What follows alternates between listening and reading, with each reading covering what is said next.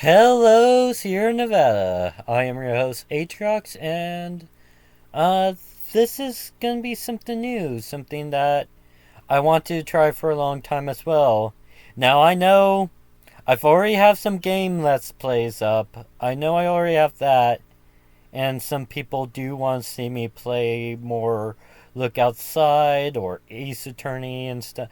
What do I mean more people? I'm just beginning. Anyways, I'll come back to them soon.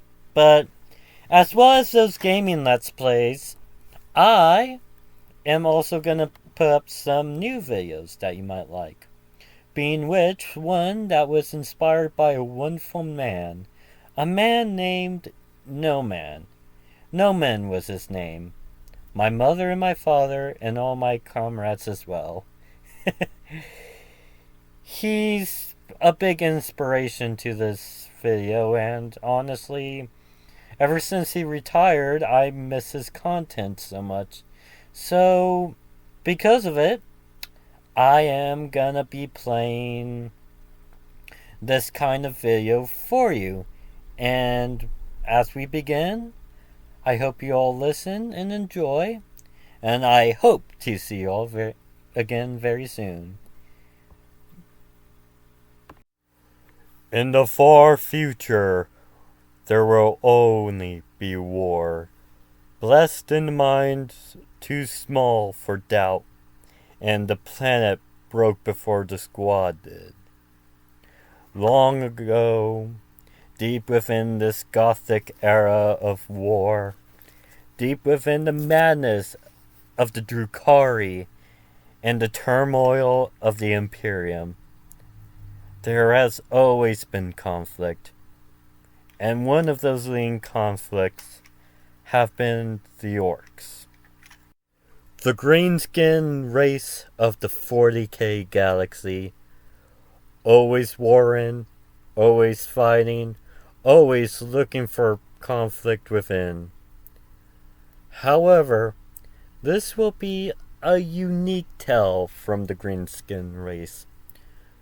As you all know, there are 7 major clans, being both the Evil Suns, the Bad Moons, the Snake Bites, the Freebooters, etc., etc. However, there have never been something greater than one of the 7. Only minor clans that you often see that either fizzled out or never grown strong enough to become one of the great clans themselves. However, this is different, for it was some stroke of luck, or you may perhaps call it a guided will upon the orc gods, being both Gork and Mork. Or it might be a new invention made by the mad minds of either Chaos, the Drukhari, or Trazen himself, who often collects the wonderful necessities of the universe. No matter the reason, this, however, would lead to something great. A new challenge, a new reckoning upon the universe, depending on one person, one orcoid, one boss to rise, probably to the likes of which of Gasgul Mag Uruk Thraka, for his name shall be Azog. Deep in the forest upon a hidden world lies a wreckage, one telling the story of itself, of how it landed on this world. But within it lies a hidden treasure. A cockpit, you say? Not a cockpit. A stasis. One containing a living organism within. Was it modified? Was it natural? Who knows to say? However, it still looks like the works of some mad scientist within, for it contained an orc. Not the usual greenskin orc, nor the grots and snots, or even the squigs. No, this was different. For yes, it is an orcoid. For he was different. He had this pale skin, paler than the moon, instead of a normal forest green color or lime green color or any green color of sorts. His eyes, instead of a dark blazing red, was more of a light shimmering blue. And within, he floated about as if he was crawled up in a grow hole, for say. Then, all of a sudden, the hatch began to open.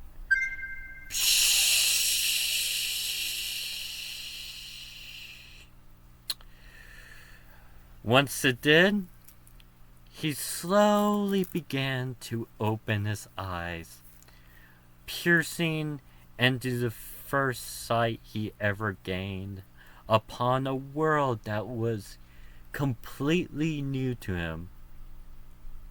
And he tried punching the machine within like how normal orcoids do. With a big yarn, he stretches his muscles, stepped out in his naked abode, and pondered around the world, seeing what it has to offer. What is this place? Where am I? Who am I?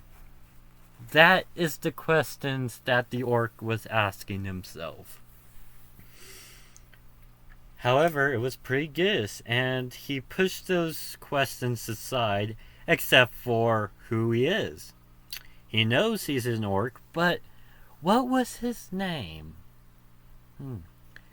He'll probably figure out as he wanders about. But first of all, he got to get prepared.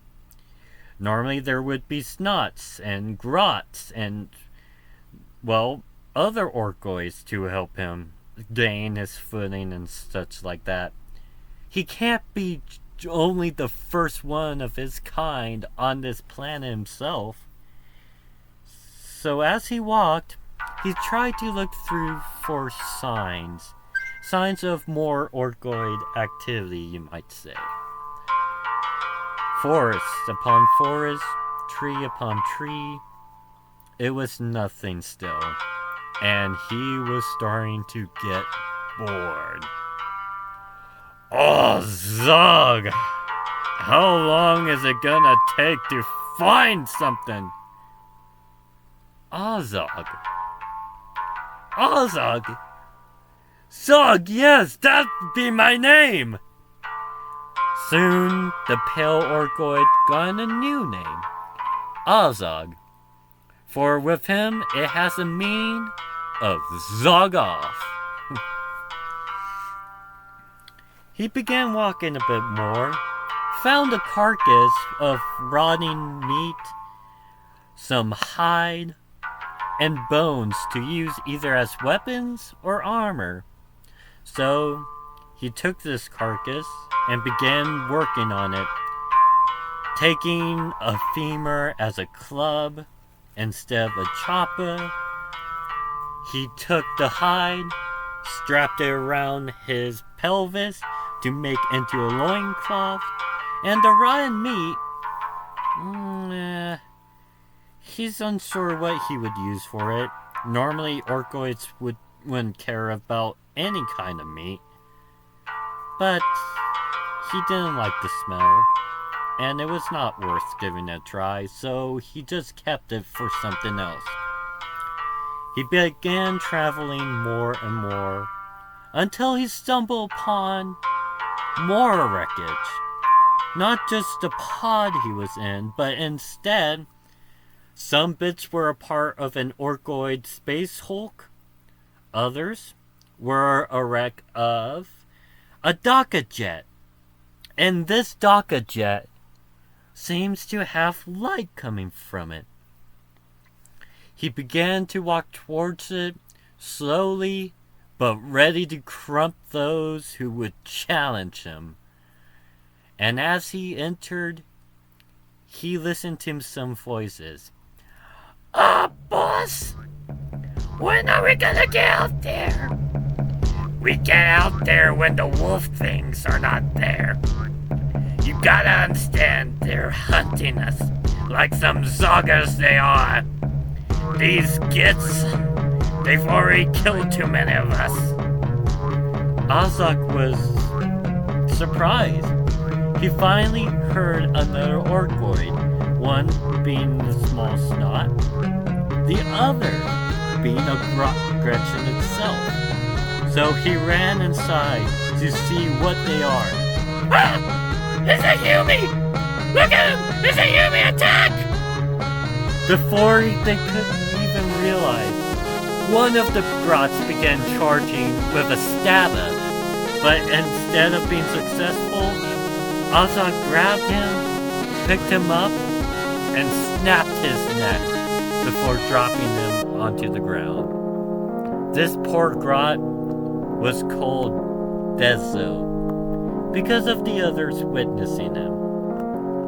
Alright! Which of you lot tried to kill one of orcoids like me? You? An orc? I mean, you don't look humy, but we're green. Who the zog are you? I'm Azog, and you can zog off for one. The other greenskins were very confused. They do realize that he is an orc himself, and much bigger than they were. Thus, it would make him the new boss. However, they were even more confused because, despite being long within weeks of having grots and snots, there weren't so many snotlings, and there were very few Gretchens at best. Thus, there couldn't been an orc as well. They looked at him, felt more confused, and asked questions. Where did you come from? That's a good point. I don't know. But what is yous all doing mucking about? Aren't eight more of you? One of the grots, being the leader, his name was Red Skull, and he walked up to Azog saying, that's the thing. We haven't gotten a good foothold of this place yet. Why? Well, we keep on dying. They keep these wolf things. And the animals all around, these weird squigs. They've just been killing us. We haven't been able to set a big fungus farm. None of our boys were able to, fight back. And we're getting fewer and fewer. We can't keep on living like this, boss. You bunch of weedy, spineless gits. There's supposed to be more. We can't all just die out. Were there any orcs before me? They all shook his head, and with a bit of a whimper, another grot came. His name was Squignerd, and he was an unusual grot with a bit of a mutation of 4 arms instead of 2, and he had such a bulbous head and a nose of a snotling. Well, if you ask me, we've been stuck like this for a long time. We haven't been able to get any orcs. No. Well, that will all start changing about, for I is the boss, and you all listen to me now. So, start getting some things. I want more weapons, and I want some armor for you all. We just gotta set ourselves straight, for I'm gonna make you all proper instead of these giddish lot. More so before even more orcs come. All of a sudden, they started chanting and cheering for this new boss. Yeah, they really liked Red Skull. However, they needed something stronger, something bigger. And Ozog is the biggest. And normally, within the orc ranks, the biggest is always the leader. And thus, he was war boss of all of them. Soon, they began his bidding, gathering some things. But unlike other orcs, Ozog began helping out. For A, he wanted good things, better things, and he knew he would get more results if he started doing them. But also B, he had some compassion, similar to that of Gaskell, you might say.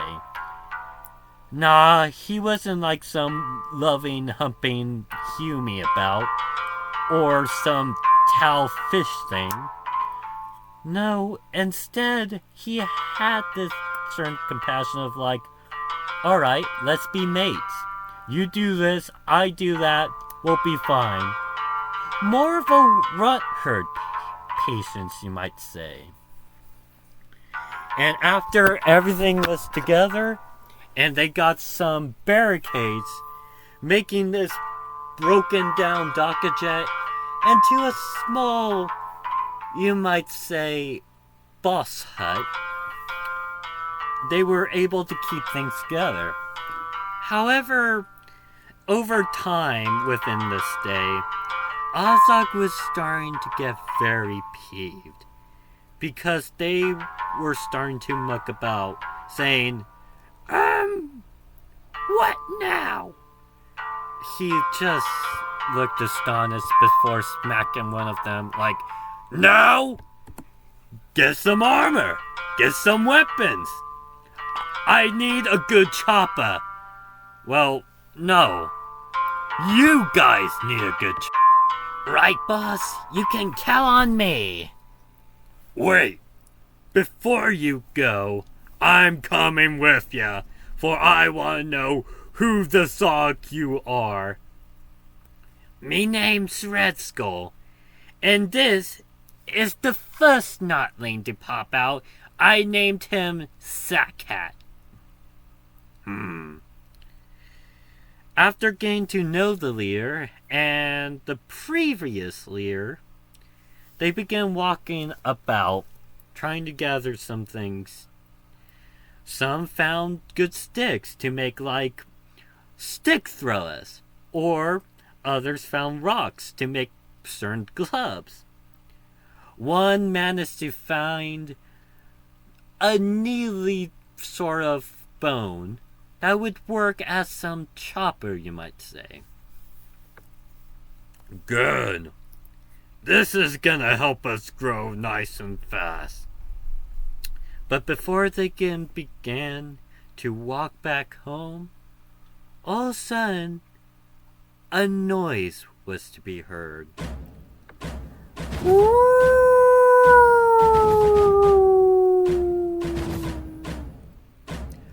Oh, Zog!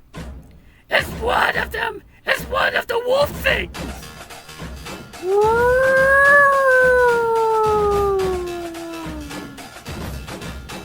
Soon, a couple of the snots and grots began to panic, as they know this wolf thing wasn't alone.